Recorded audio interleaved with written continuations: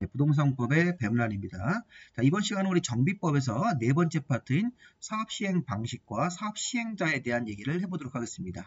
자, 우리 앞에서 정비사업은 세 가지 사업이 있었죠. 주거환경 개선, 재개발, 재건축이 있으니까 그 사업 세 가지 종류별로 어떤 사업 방식으로 할 건지 사업시행자가 누가 되는지에 대해서 우리 법에 정해져 있으니까 이 부분도 중요한 부분이라서 공부를 좀 해주셔야 됩니다. 자, 이 부분이 끝나고 나서 이 다섯 번째 테마로 들어가 보면 추진위원회하고 조합 설립 절차로 들어가는 것입니다. 자, 일단 정비사업의 시행 방법, 시행 방식을 먼저 보도록 하겠습니다. 자, 일단 주거환경 개선 사업이 있고 재개발 사업이 있고 재건축 사업이 있네요. 자, 특히 재건축 사업은 이 사업 방식 자체가 이 사업 방식에서 일부 개정 사항이 있습니다. 작년도 2024년 12월 31일 날 법이 통과가 돼가지고 근데 이게 아직 고시가 안 떴습니다. 현재 1월 중순인데 아직 고시가 안 떠서 이게 확정 발표된 건 아닌데 이미 국회에 통과됐으니까 개정안을 반영을 해서 제가 설명을 드리도록 하겠습니다. 이렇게 분홍색 부분으로 개정이 될 겁니다. 재건축 사업은 재개발은 바뀌는 게 없습니다. 자, 주거환경 개선 사업도 그대로입니다.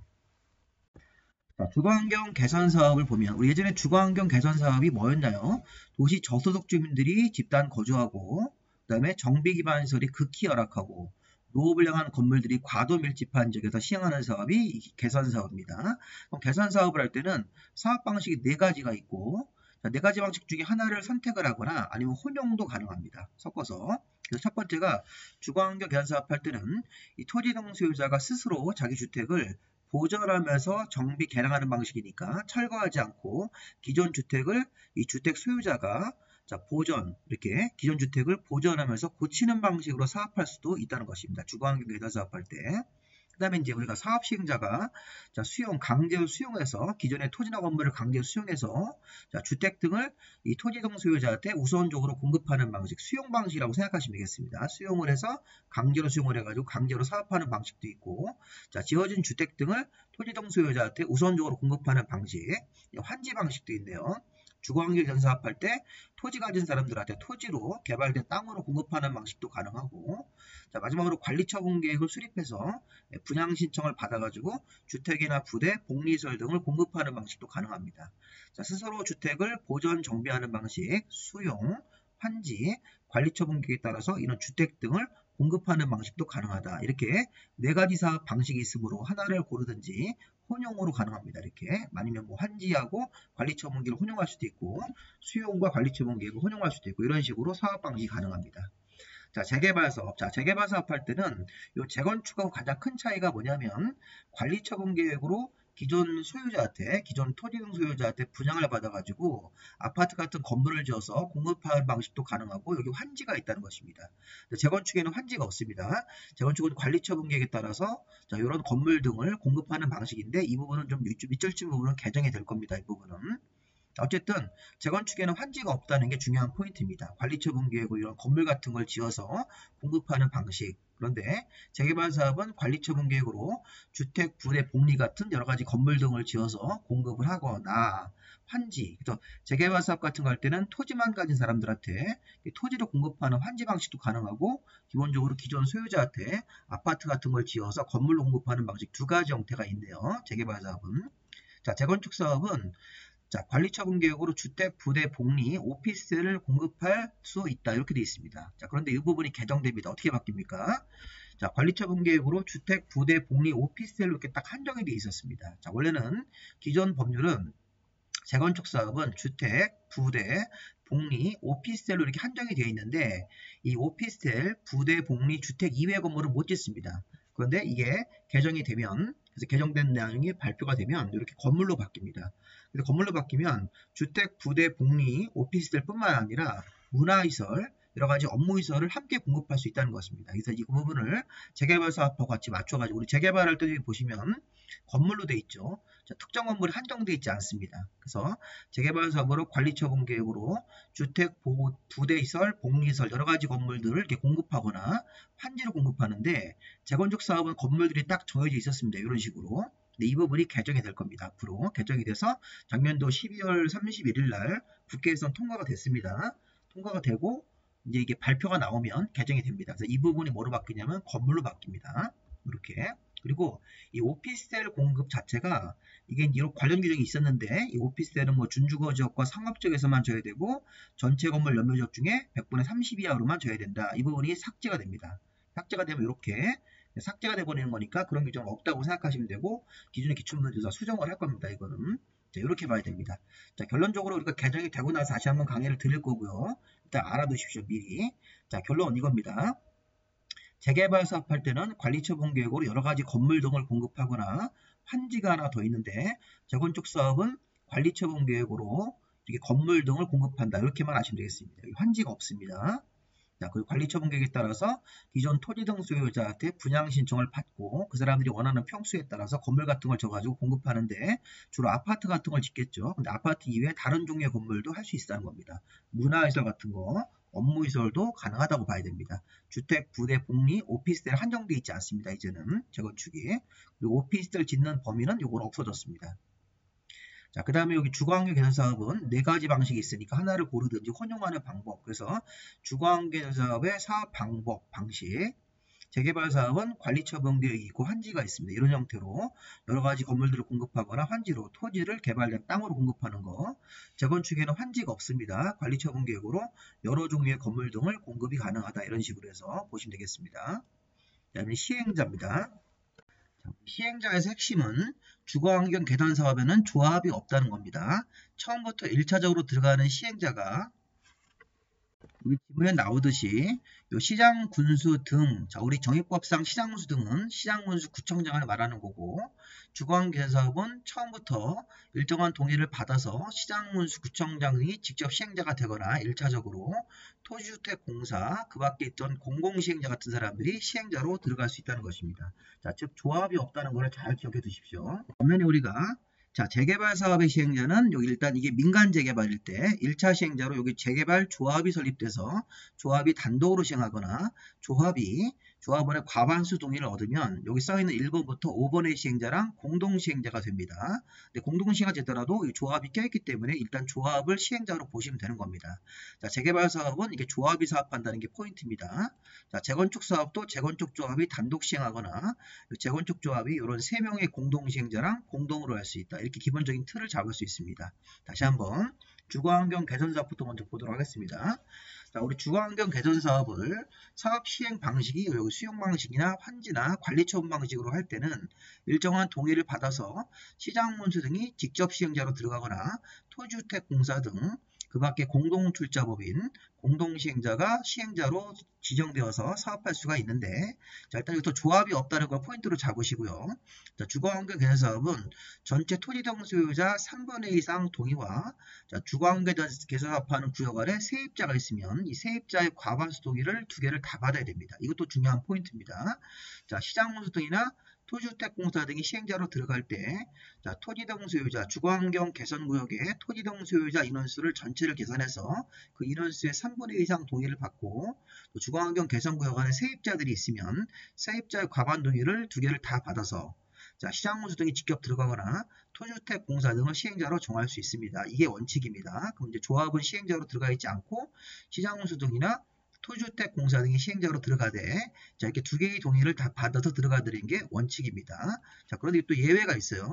천재지변 같은 경우로 주거환경 개선 사업을 긴급하게 사업이 필요한 경우에는 아무런 동의가 없습니다. 동의 없이 시장문수 등이 직접 시행하거나 토지주택공사 등 같은 사람을 시행자로 정할 수가 있는데 우리 앞에서 원래는 토지 등 소유자 3분의 1 이상 동의받고 세입자 과반 동의를 다 받아서 시장문수 등이 직접 하거나 이 토지주택공사 등 그 밖의 시행자를 시행자로 정해야 되는데 자, 천재지변으로 긴급한 경우는 동의라 아무런 동의 없이도 뭐 3분의 2든 과반수든 동의 없이도 시장문수가 직접 시행하거나 토지주택공사 등 기타 시행자를 시행자로 정할 수가 있다는 것입니다.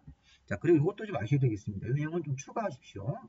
자, 지금 세입자 동의만 안 거치고도 시행자가 직접 시장문수가 직접 시행하거나 시행자를 정하는 경우가 있는데 자, 이 보시면 세입자 수가 전체 토지 등 소유자의 2분의 1 이하인 경우 임대주택이 충분히 있다고 인정되는 경우 자, 일단 이 2가지를 잘 보십시오. 노란색. 자, 이건 무슨 말이냐면 우리 앞에 원칙 파란색에서 토지 등 소유자 3분의 2 동의를 받고 주거환경 개선구역원에 세입자를 계산해서 세입자 과반을 다 받아야 되는데 아까 세입자 수가 이 토지 등 소유자 전체 인원수의 2분의 1 이하든가 아니면 임대주택이 충분히 공급이 되어 있는 경우라면 이 동의를 이 뒤에 세입자 동의는 안 받고 앞에 3분의 2만 동의 받아서 시장공수 등이 직접 시행하거나 토지주택공사 등 기타 시행자를 시행자로 정할 수 있다 이렇게 되는 겁니다. 그래서 원래는 2개의 동의를 다 받아서 시장공수 등 토지주택공사 등이 시행자로 들어가는 건데 천재지변으로 긴급하면 아무런 동의 없이도 시행자가 시장공수가 직접 시행 또는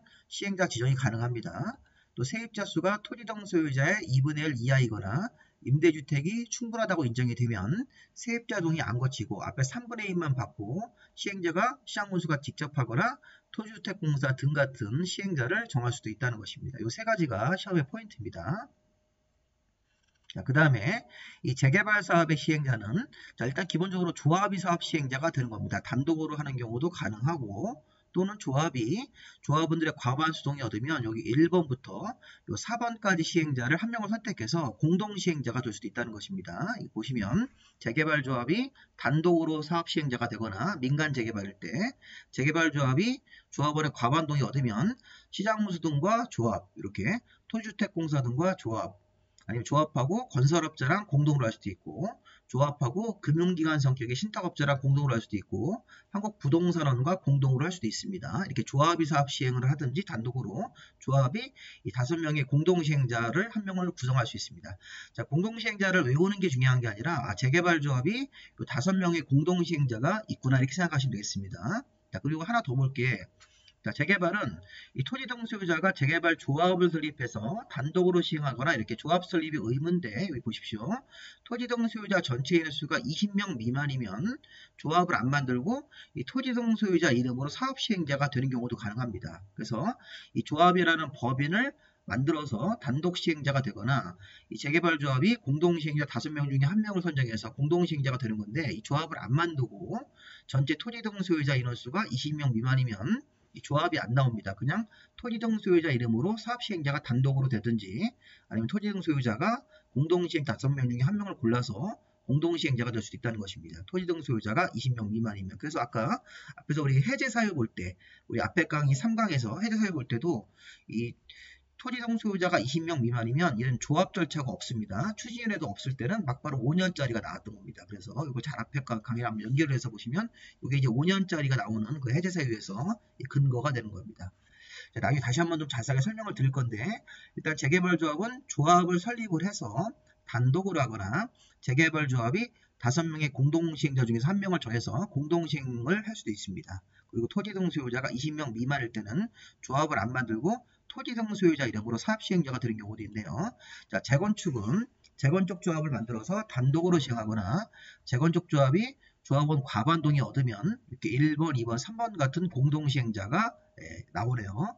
그럼 이제 재개발하고 차이는 여기 신탁업자하고 감정원이 없습니다. 여기 부동산원이 감정원입니다. 저도 이제 입에 뱉어 부동산원 안 그러고 감정원 그러는데 신탁업자나 부동산원이 재건축 사업으로 넘어가면 공동시행자 명단에 없습니다. 그거 조심하시고 재건축도 조합 설립을 해서 의무적으로 조합이 단독으로 하거나 재건축 조합이 조합원의 과반 동의를 얻으면 1번 시장문수 등 2번 토지주택공사 등 3번 건설업자나 등록사업자랑 공동으로 사업을 할 수 있습니다.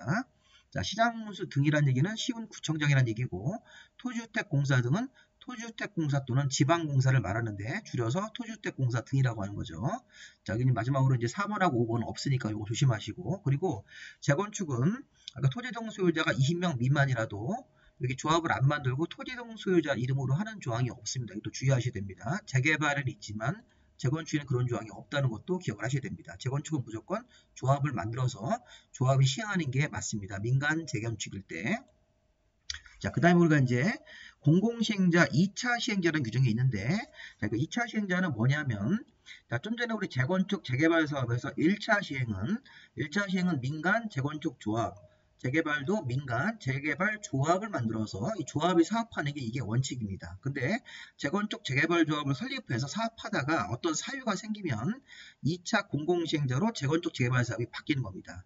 1차적으로 우리가 민간 재개발, 민간 재건축 조합 설립해서 사업을 하다가 어떤 법적인 사유가 있으면 이 공공시행자로 시행자가 변경되는 겁니다. 자, 이제 보십시오.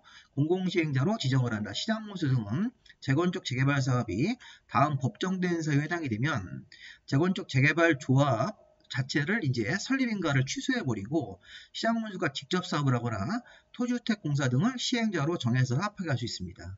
자, 시장문수 등이 재건축 재개발 사업을 할 때 조합을 만들어서 사업을 하다가 또는 뭐 추진위원회 단계에서 사업을 하다가 어떤 문제가 생겨서 다음 법정된 사유에 해당이 되면 시장문수 등이 재개발조합, 재건축조합을 빼고 자기가 직접 사업 시행자가 되거나 토주택공사 등을 시행자로 정해서 2차 공공시행자를 정하겠다는 것입니다. 자, 주의 이때 2차 공공시행자로 지정 고시가 되면 추진위원회 승인과 조합 설립인가는 취소가 되기 때문에 조합 자체가 이제 해산되는 겁니다. 추진위원회 자체도 없어지는 겁니다. 그리고 이 추진위원회나 조합을 대신해서 시장문수 등이 직접 들어가거나 토주택공사 등을 시행자로 정하는 게 바로 2차 공공시행자의 지정입니다. 잘 생각을 하셔야 됩니다.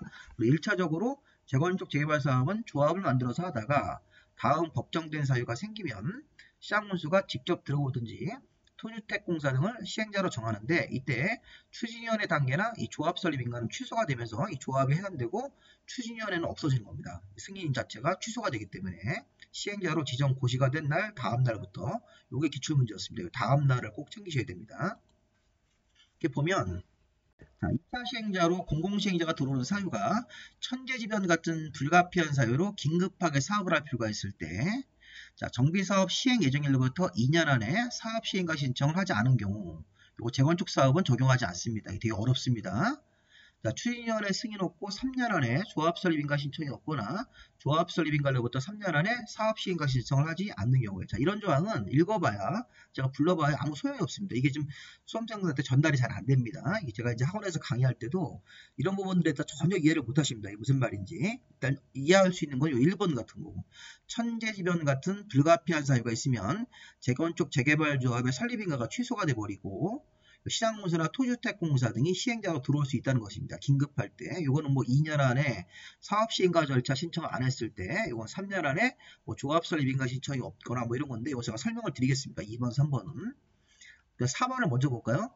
지방자치단체장이 시행하는 도시계획사업과 병행할 필요가 있을 때 재개발 재건축 사업이 지방자치단체장의 어떤 사업과 병행할 필요가 있을 때는 처음부터 조합 설립 같은 거 하다가도 조합 설립해서 하더라도 이 조합 설립인가를 취소하고 여기 이런 경우에 시장문수 등이 들어올 수 있다는 것입니다. 우리 순환정비 방식은 정비구역이 굉장히 큽니다. 장소가 크면 이걸 뭐 1지구, 2지구, 3지구, 4지구 나눠서 순환하면서 정비사업을 하는 겁니다. 순환정비 방식은 사업 기간이 길어집니다. 만약에 전체 정비구역을 한 번에 사업하면 뭐 사업이 뭐 경우에 따라서는 10년이면 끝날 사업을 뭐 1지구, 2지구, 3지구, 4지구 나눠서 순환하면서 사업을 하면 1지구 사업하는 동안은 2, 3, 4지구는 이제 거기는 사업하지 않기 때문에 전체 사업구역의 사업기간이 늘어집니다. 길어지고 그럴 때는 사업 비용도 많이 들니까 조합을 설립하지 않고 아니면 조합 설립인가를 취소하고 순환정비 방식으로 사업 기간이 길어질 때는 처음부터 시장문수 등이나 토주택공사가 들어오든지 아니면 조합 같은 사람들을 빼버리고 이렇게 시장문수가 들어올 수 있다는 것이죠. 7번 좀 볼게요. 전체 정비구역 안의 국공유지 면적이 전체 면적의 절반 이상일 때 이게 무슨 말입니까? 사유지보다 국공유지가 전체 정비구역 안의 절반 이상이면 그리고 토지 등 소유자 과반수가 시장문수 등이나 토지주택공사가 들어오는 걸 동의하면 그러면 이런 사유가 있을 때도 국공유지가 반 이상이고 소유자 과반수가 동의했을 때 이거는 이제 주민들이 원한다는 거죠. 과반수가 또 국공유지가 절반 이상이면 사유지보다 국공유지가 더 많으니까 일단 보시면 이런 겁니다. 다시 한번 보십시오. 시장문수 등은 재건축, 재개발 사업 같은 경우가 민간 조합을 만들어서 사업을 하다가 다음 사유가 생기면 직접 정비사업을 시장문수가 직접 시행자가 되거나 토주택공사 등을 시행자로 정할 수 있기 때문에 이 토주택공사 등이나 시장문수 등을 우리가 공공시행자의 지정이라고 합니다. 어떤 사유가 있을 때 천재지변 같은 경우로 불가피한 사유가 있을 때 긴급한 경우 그 다음에 지방자치단체장이 시행하는 사업과 병행할 필요가 있을 때 순환 정비 방식일 때 정비구역 안의 국공유지 면적이 전체 면적의 2분의 1 이상이고 소유자 과반수가 동의한 경우 이런 대표적인 4가지 사유가 이렇게 시장운수 등이 직접 들어오거나 토주택공사 등을 시행자로 정해서 할 수 있다는 것입니다. 자, 이때 우리가 추진위원회 단계나 조합설립인가가 나오는 상태라면 조합설립인가하고 추진위원회 승인은 취소가 된 것으로 간주합니다. 자, 시행자를 공공시행자로 지정고시한 날 다음 날이고 다음 날. 자, 그래서 2차 공공시행자로 들어올 때는 이렇게 추진위원회나 조합설립인가 같은 경우를 취소해버리고 이렇게 시장운수가 들어오든지 토주택공사 등이 시행자로 지정되는 경우가 가능하다는 것입니다. 아까처럼 천재지변으로 긴급한 경우, 그 다음에 지자체가 시행하는 도시계획사업과 병행할 필요가 있을 때, 순환정비 방식으로 사업기간이 길어져서 비용이 많이 들 때, 아니면 국공유지 면적이 절반 이상이고, 자, 토지등 소유자 과반수가 동의한 경우. 자, 문제는 여기서 이제 2번하고 3번인데, 자, 정비사업의 시행 예정일로부터 2년 안에 사업 시행과 신청을 하지 않는 경우, 요거는 재건축 사업은 적용되지 않는다. 1번이나 뭐 3번 같은 경우는 재건축 재개발 다 적용이 되는데 이것도 마찬가지입니다. 나머지도. 2번 같은 경우는 재건축에는 적용되지 않는다. 이게 중요한 포인트입니다. 그리고 자, 3번은 추진위원회 승인 없고 3년 안에 조합설립인가 신청이 없거나 조합설립인가 받고 3년 안에 사업시행가 신청을 하지 않는 경우인데 이게 무슨 말이냐면 이 그림을 보세요. 아까 우리 정비구역 등의 해제가 뭐였습니까? 3년, 2년, 2년, 3년이라는 기간이 있었습니다. 자, 이거 기억나시죠? 의무적 해제. 정비구역 등의 의무적 해제는 아까 3년, 2년, 2년, 3년이 있었는데 이게 자, 법적으로 어떤 사유가 있으면 2년을 또 연장할 수 있습니다. 이 해제 기간을 2년 연장해서 5년으로 만드는 경우가 있습니다. 나중에 배우실 겁니다. 여기 3년에다가 더하기 2년을 할 수 있다는 겁니다. 이게 이제 토지등 소유자 30% 이상이 요청을 하면 자, 3년으로 해제하냐고 플러스 2년에서 5년짜리가 있습니다. 이것도 2년에다가 추가로 2년 하시면 4년으로 이렇게 연장이 될 수 있습니다. 해제 기간이.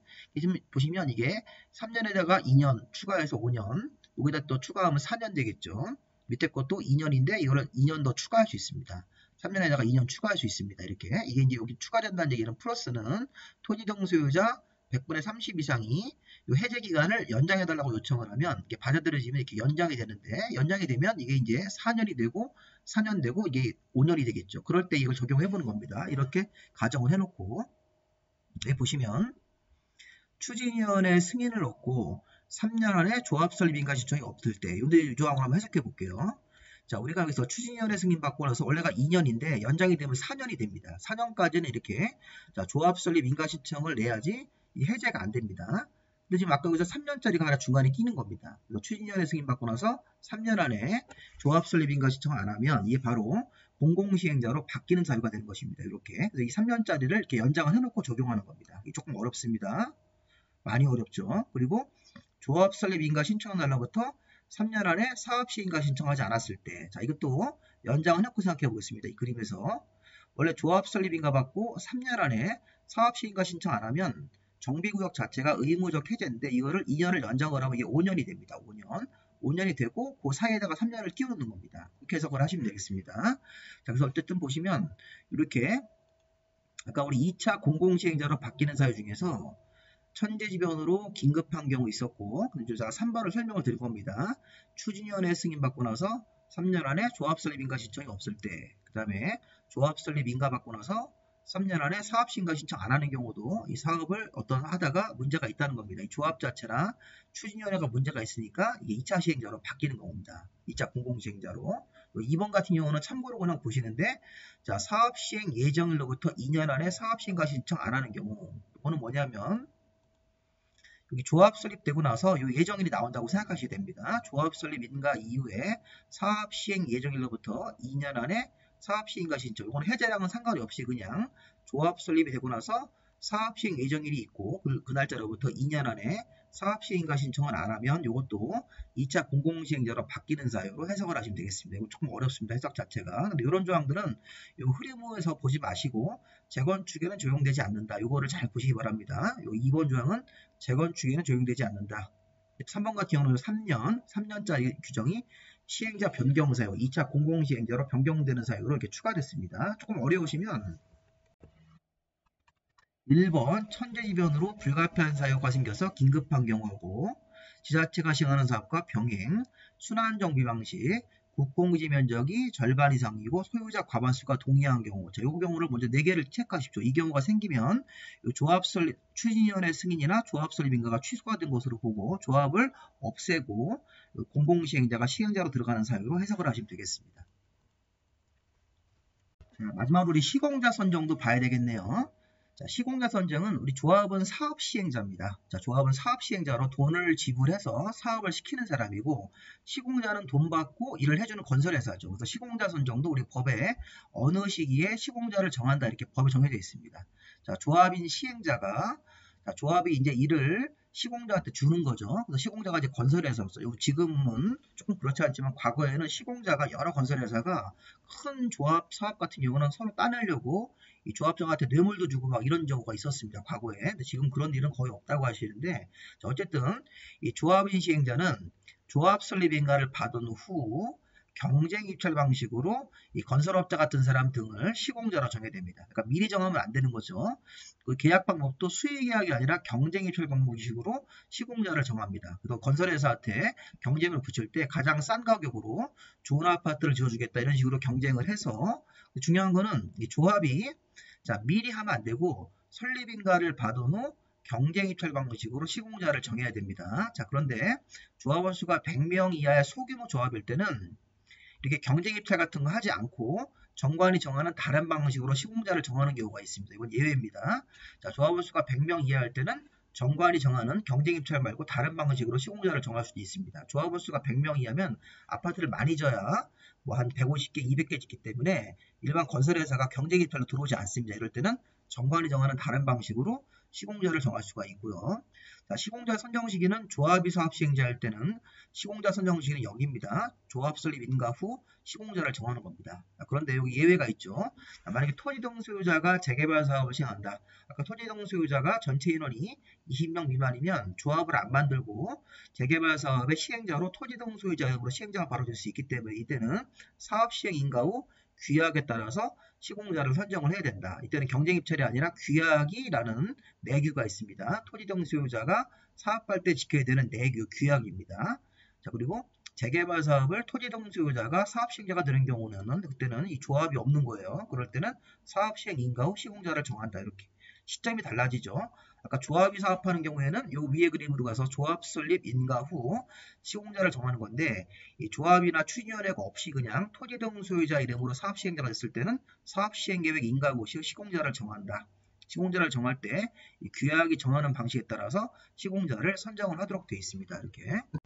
자, 그리고 이제 시공자랑 시행자랑 계약을 체결할 때 시공자 건설회사, 시행자인 조합하고 공사 계약을 체결할 때 기존 건물의 철거에 관한 공사도 포함하도록 되어 있습니다. 철거.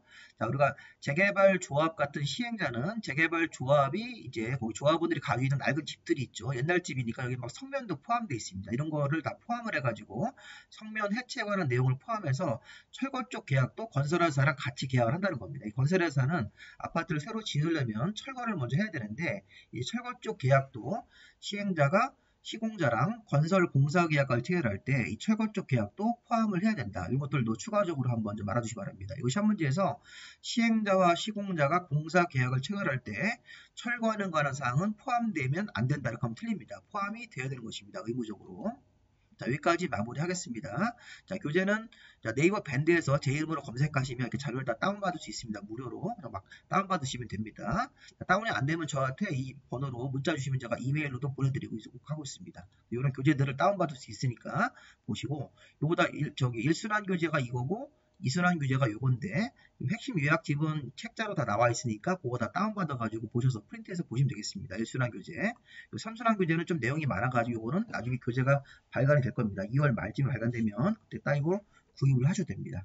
마지막 심화 요약집은 일순환, 이순환, 삼순환 다 이거 포함할 수 있는 교재가 생각하시면 되겠습니다. 개정된 내용들을 반영을 해서 2월 말에 출간할 겁니다. 자, 여기까지 마무리하겠습니다.